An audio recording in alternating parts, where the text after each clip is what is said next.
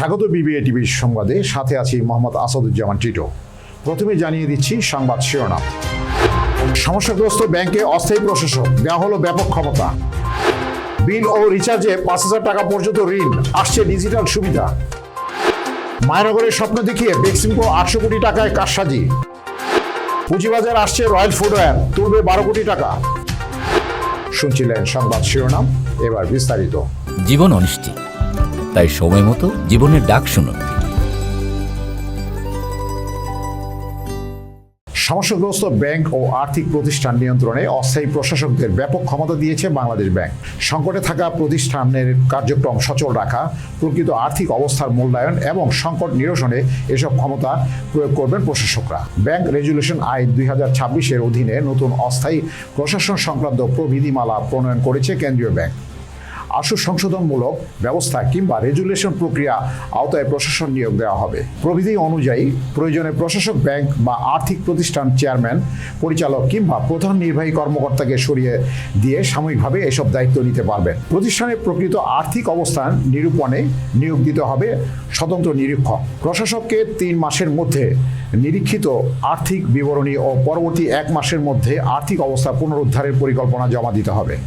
এছাড়া পুনর্গঠন বা রেজুলেশনের আওতা থাকা প্রতিষ্ঠানের সম্পদ ও দায়ের তালিকা তৈরি, কার্যক্রম পুনর্গঠন, পরিকল্পনা প্রস্তাব এবং সন্দেহভাজন আর্থিক অপরাধের ফরেনসিক অডিটের ব্যবস্থা করতে পারবেন প্রশাসকরা। অস্থায়ী প্রশাসনের পুরো কার্যক্রমের অগ্রগতি জানিয়ে ত্রৈমাসিক প্রতিবেদন এবং কার্যক্রম শেষে হওয়ার ৩ মাসের মধ্যে চূড়ান্ত প্রতিবেদন দিতে হবে। নতুন প্রবিধিমালা আওতায় প্রয়োজন হলে প্রতিষ্ঠানের সম্পদ ও দায় নতুন ব্যবস্থাপনা, ব্রিজ ব্যাংক, হস্তান্তর গ্রহীতা কিংবা অবসায়কের কাছে হস্তান্তর করা যাবে। ইউটিলিটি বিল পরিশোধ ও মোবাইল ফোনে রিচার্জের জন্য এবার ডিজিটাল ব্যাংকিংয়ের ঋণের সুবিধা চালু পরিকল্পনা করছে বাংলাদেশ ব্যাংক। কেন্দ্রীয় ব্যাংকের খসড়া নীতিমালা অনুযায়ী এই সুবিধা গ্রাহক সর্বনিম্ন ৫০ টাকা থেকে সর্বোচ্চ ৫,০০০ টাকা পর্যন্ত ঋণ নিতে পারবেন। তবে ঋণ নেওয়ার পর ৩০ দিনের মধ্যে তা পরিশোধ করতে হবে।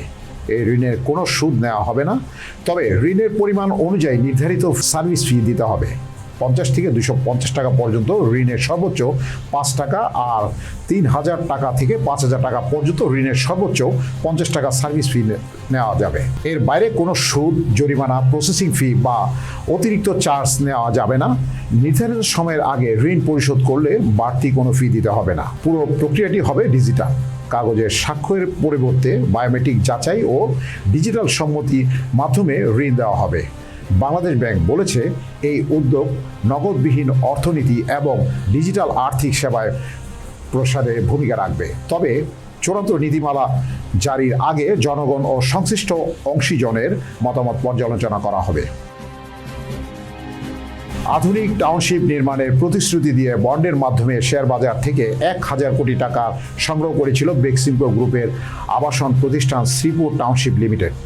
তবে Bangladesh security and exchange commission BSEC তদন্তে উঠে এসেছে, ওই অর্থের ৮০০ কোটির বেশি টাকা প্রকল্পে ব্যয় না করে আর্থিক কারসাজির মাধ্যমে উদ্যোক্তাদের নিয়ন্ত্রণে ফিরিয়ে নেওয়া হয়েছে। তদন্তে দেখা যায়, প্রকল্প উন্নয়নের নামে বিপুল অর্থ দেওয়া হয় বেক্সিমকো ইঞ্জিনিয়ারিংয়ের ব্যাংক হিসাবে।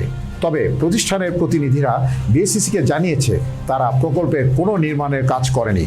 পরে ওই অর্থ সংশ্লিষ্ট মালিক পক্ষ ও ব্যবস্থাপনা নিয়ন্ত্রণে ফিরে যায় বলে তদন্তে প্রমাণ পাওয়া যায়। এদিকে বন্ড অনুমোদনের আগে ৩৩৫ কোটি টাকা পরিশোধিত মূলধন দেখাতে একই অর্থ বারবার ব্যাংকে জমা ও উত্তোলনের মাধ্যমে কৃত্রিম মূলধনের চিত্র তৈরি করা হয়েছিল বলে তদন্তে উঠে এসেছে।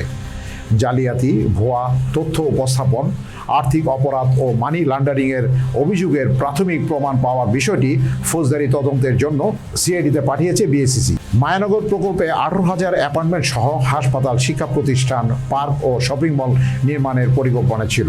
তবে অভিযোগের প্রভাব থাকলেও বন্ডের শতভাগ গ্যারান্টার আইএফআইসি ব্যাংক হওয়ায় বিনিয়োগকারীদের অর্থ ফেরতের বিষয়টি তুলনামূলকভাবে সুরক্ষিত বলে জানিয়েছে বিএসইসি। পুঁজিবাজারে তালিকাভুক্ত হতে যাচ্ছে শতভাগ রপ্তানিমুখী জুতা প্রস্তুতকারী প্রতিষ্ঠান royal foot PLC. Qualified investor offer বা কিউআই এর মাধ্যমে যোগ্য বিনিয়োগকারীদের কাছ থেকে 12 কোটি টাকা সংগ্রহ করবে কোম্পানিটি। সম্প্রতি গাজীপুর টঙ্গীর তিলারগাতিতে নিজস্ব কারখানা পরিদর্শন শেষে এ তথ্য জানায় কোম্পানির চেয়ারম্যান মোহাম্মদ জাকির হোসেন পাটোয়ারি। কোম্পানি জানিয়েছে পুঁজিবাজার থেকে উত্তোলিত অর্থের বড় অংশ ব্যাংক ঋণ পরিশোধে এবং বাকি অর্থ কাঁচামাল ও খুচরা যন্ত্রাংশ সংগ্রহে ব্যয় করা হবে। এতে আর্থিক ব্যয় কমার পাশাপাশি নগদ প্রবাহ আর শক্তিশালী হবে বলে আশা করছে প্রতিষ্ঠানটি। বর্তমানে জার্মানি, ইটালি, পোল্যান্ড, সুইজারল্যান্ড, যুক্তরাষ্ট্র ও সংযুক্ত আরব আমিরাত সহ বিভিন্ন দেশে ফুটওয়্যার রপ্তানি করছে রয়্যাল ফুটওয়্যার। পাশাপাশি আন্তর্জাতিক কয়েকটি ব্র্যান্ডের জন্য জুতা উৎপাদন করছে প্রতিষ্ঠানটি। ব্যবসা সম্প্রসারণে আশুলিয়ায় 206 জমির ওপর দ্বিতীয় উৎপাদন ইউনিট স্থাপনের পরিকল্পনা রয়েছে। এর আগে গত 14 জুলাই বিএসইসির কমিশন সভায় কোম্পানিটিকে 12 কোটি টাকা উত্তোলনের অনুমোদন দেওয়া হয়। প্রতিটি 10 টাকা মূল্যের 1 কোটি 20 লাখ সাধারণ শেয়ার শুধু যোগ্য বিনিয়োগকারীদের কাছে ইস্যু করা হবে। কোম্পানির দাবি, পুঁজিবাজারে তালিকাভুক্তির মাধ্যমে স্বচ্ছতা, জবাবদিহিতা ও আন্তর্জাতিক ক্রেতাদের কাছে গ্রহণযোগ্যতা আরও বাড়বে। সংবাদ শেষ করব, যাওয়ার আগে শিরোনামগুলো জানিয়ে দিচ্ছি আরও একবার। সমস্যাগ্রস্ত ব্যাংকে অস্থায়ী প্রশাসক, দেওয়া হলো ব্যাপক ক্ষমতা। বিল ও রিচার্জে 5,000 টাকা পর্যন্ত ঋণ, আসছে ডিজিটাল সুবিধা। মায়ানগরের স্বপ্ন দেখিয়ে বেক্সিমকো 800 কোটি টাকায় কারসাজি। পুঁজিবাজার আসছে রয়্যাল ফুটওয়্যার, তুলবে 12 কোটি টাকা। বিবিএ টিভির সংবাদ এই পর্যন্তই। সর্বশেষ সংবাদ জানতে ভিজিট করুন youtube/BBATV এবং ফেসবুকে লগ ইন করুন facebook/BBATV। এছাড়াও আমাদের ওয়েবসাইট ভিজিট করুন www.bbatv.news। এতক্ষণ সঙ্গে থাকার জন্য ধন্যবাদ।